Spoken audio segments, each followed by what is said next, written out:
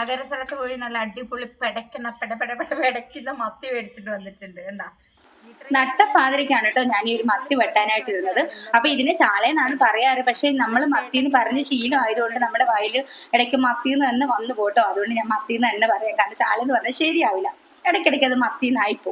അപ്പോൾ നമ്മൾ ഇന്നലെ കടപ്പുറത്ത് പോയപ്പോൾ വാങ്ങിച്ചിട്ട് വന്നിട്ടുള്ള മത്തിയാണ്. നല്ല ഫ്രഷ് മത്തിയാണ് കേട്ടോ. ഐസ് പോലും ഇടാത്ത ചാകര സ്ഥലത്ത് നിന്ന് വാങ്ങിച്ചുകൊണ്ട് വന്നിട്ടുള്ളതാണ്. അതുകൊണ്ട് തന്നെ ഭയങ്കര എനിക്ക് ഇൻട്രസ്റ്റ് ആണ് ഇത് വെട്ടി കറി വെക്കാനായിട്ട്. കാരണം നല്ല ടേസ്റ്റ് ആയിരിക്കുമല്ലോ. അപ്പോൾ നമ്മൾ ആദ്യമായിട്ടാണ് ഇത്രയധികം മത്തി വാങ്ങിക്കുന്നത്. നമ്മൾ ആകെ വാങ്ങിക്കാറ് ഒരു 1/2 കിലോ, കൂടിപ്പോയാൽ 1 കിലോ അത്രയൊക്കെ നമ്മൾ വാങ്ങിക്കാറുള്ളൂ. കാരണം നമ്മൾ 4 പേരല്ലേ ഉള്ളൂ എന്ന് വിചാരിച്ചിട്ട് നമ്മള് പിന്നെ മീൻ കഴിപ്പൊക്കെ കുറവാണ്. വറുത്താൽ കുറച്ച് കൂടുതൽ കൂട്ടും. അതുകൊണ്ട് തന്നെ നമ്മൾ 1/2 കിലോ ഒക്കെ മാക്സിമം നമ്മൾ വാങ്ങിക്കാറുള്ളൂ.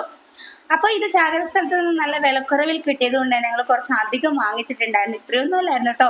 വലിയൊരു ബക്കറ്റ് നിറച്ച് വാങ്ങിച്ചു. അപ്പം കുറച്ച് ചേച്ചി കൊണ്ടുപോയി, പിന്നെ കുറച്ച് വീട്ടിൽ കൊടുത്തു. പിന്നെ നമ്മുടെ അയലത്തുള്ള 1-2 വീട്ടിലൊക്കെ കുറച്ച് മീനൊക്കെ നമ്മൾ കൊടുത്തിട്ടുണ്ടായിരുന്നു. ബാക്കി നമുക്ക് ഇത്രയും മതിയില്ല. ഇത് തന്നെ ഒരുപാടുണ്ട്. 2 ദിവസത്തേക്കുള്ള മീനുണ്ട്. അപ്പൊ ഞാൻ ദേ വെട്ടി ക്ലീൻ ചെയ്തിട്ടുണ്ട്. നല്ല പരിഞ്ഞിലുണ്ടായിരുന്നു കേട്ടോ. പരിഞ്ഞിൽ ഞാൻ വേറെ എടുത്തിട്ടുണ്ടായിരുന്നു. അപ്പൊ വറുത്ത് കഴിക്കാനായിട്ട് നല്ല ടേസ്റ്റ് ആണ്. പണ്ട് മുതലേ എനിക്കത് ഇഷ്ടമാണ്. അപ്പൊ ഞാനത് പരിഞ്ഞിലും അതിന്റെ നെയ്യും ഒക്കെ വേറെ എടുത്തിട്ടുണ്ട്. അപ്പോൾ കുറേ ദിവസം കൊണ്ടേ മുളകിട്ട് കറി വെക്കുന്നത് കൊണ്ട് ഇന്നത് തേങ്ങ അരച്ചിട്ട് ഒരു സ്പെഷ്യൽ കറി വെക്കാന്ന് വിചാരിച്ചു. ഞാൻ പിന്നെ കറി വെക്കുമ്പോഴത്തേക്ക് പല രീതിയിലൊക്കെ കറി വെക്കും കേട്ടോ. ഇന്ന് വെക്കുന്ന പോലെ ആയിരിക്കത്തില്ല നാളെ വെക്കുന്നത്. അപ്പോൾ ഒരേ ടേസ്റ്റും ആയിരിക്കത്തില്ല. പല പല രീതിയിലൊക്കെ പരീക്ഷണങ്ങൾ നടത്താറുണ്ട്. അപ്പൊ ഇന്ന് ഞാൻ തേങ്ങ അരച്ചിട്ടുള്ള കറിയാണ് വെക്കുന്നത്. കാരണം ഇത്രയധികം മത്തി ഉണ്ടല്ലോ. അപ്പൊ നല്ല ടേസ്റ്റ് ആയിരിക്കും തേങ്ങ അരച്ചിട്ട് കറി വെക്കാനായിട്ടാണെങ്കിൽ. പക്ഷെ മാങ്ങയ്ക്ക് നോക്കി, പക്ഷെ മാങ്ങ കിട്ടിയില്ല. കാരണം മാങ്ങ നമ്മുടെ ഓപ്പോസിറ്റ് തന്നെ മാവുണ്ട്. പക്ഷെ പഴുത്തു, മാങ്ങയെല്ലാം പഴുത്തു. ഇപ്പൊ ചെറിയ പച്ച മാങ്ങ ഒന്നും കിട്ടാനായിട്ട് വഴിയില്ല. അതുകൊണ്ട് തന്നെ കൊടമ്പുളി ഇട്ട് കറി വെക്കാമെന്ന് വിചാരിച്ചു. ഞാൻ ഏത് മീൻ കറി വെച്ചാലും ഞാൻ കൊടമ്പുളി ഇട്ടാണ് കേട്ടോ കറി വെക്കുന്നത്. പിന്നെ തേങ്ങ അരച്ചിട്ടുള്ള കറിയാണെന്നുണ്ടെങ്കിൽ അതിന്റെ കൂട്ടത്തിൽ തക്കാളി ഇടും. പിന്നെ മാങ്ങ ഇട്ട് കറി വെക്കും. മുളകിട്ടാണ് കറി വെക്കുന്നതെങ്കിൽ കൊടമ്പുളി തന്നെ ഇട്ട് കറി വെക്കും. പല സ്ഥലത്തും പല രീതിയിലാണ്. ചില സ്ഥലത്തോട്ടൊക്കെ പുഴുപുളി ഇട്ട് കറി വെക്കാറുണ്ട്. അതൊന്നും എനിക്കറിയത്തില്ല.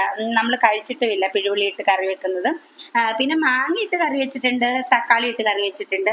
അതും തേങ്ങ അരച്ചിട്ടുള്ള കറിക്ക് മാത്രമേ ഞാൻ ഈ മാങ്ങയും തക്കാളിയൊക്കെ ഞാൻ ഇട്ട് കറി വെക്കാറുള്ളൂ. അല്ലാതെ മുളകിട്ട് കറി വെക്കുന്നതിന് കൊടമ്പുളി തന്നെ എനിക്ക് വേണം. അല്ലെങ്കിൽ ആ ഒരു ടേസ്റ്റ് എനിക്ക് അത്ര അങ്ങോട്ട് പിടിക്കത്തില്ല. അപ്പൊ ഞാൻ കറിക്ക് ഇഞ്ചി വെളുത്തുള്ളിയും ചെറിയുള്ളി കുറച്ച് കൂടുതൽ എടുത്തിട്ടുണ്ട്. ഇഞ്ചിയും വെളുത്തുള്ളിയും കുറച്ചേ എടുത്തുള്ളൂ. തേങ്ങാക്കറിയല്ലേ.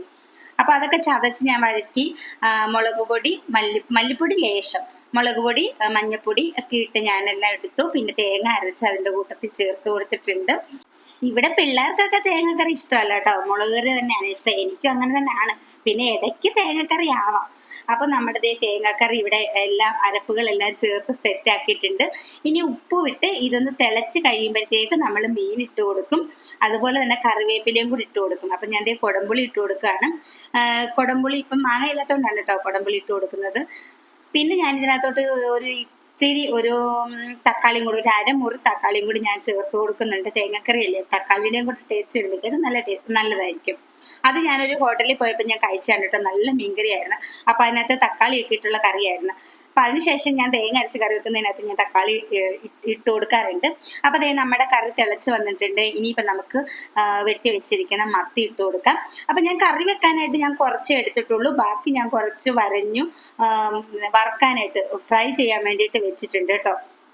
അപ്പൊ ഇത്രയും മതിയല്ലോ. അപ്പൊ ഇന്ന് രാത്രിയിലും കഴിക്കാം, നാളെ ഉച്ചയ്ക്കും കഴിക്കാവുന്ന രീതിയിലാണ് ഇത് വെക്കുന്നത്. നമ്മുടെ നാട്ടിലെത്തിക്കഴിഞ്ഞാൽ പിന്നെ നല്ല ഫ്രഷ് മീനൊക്കെ കൂട്ടി ചോറ് കഴിക്കാം. അത് വലിയൊരു ആശ്വാസമാണ്.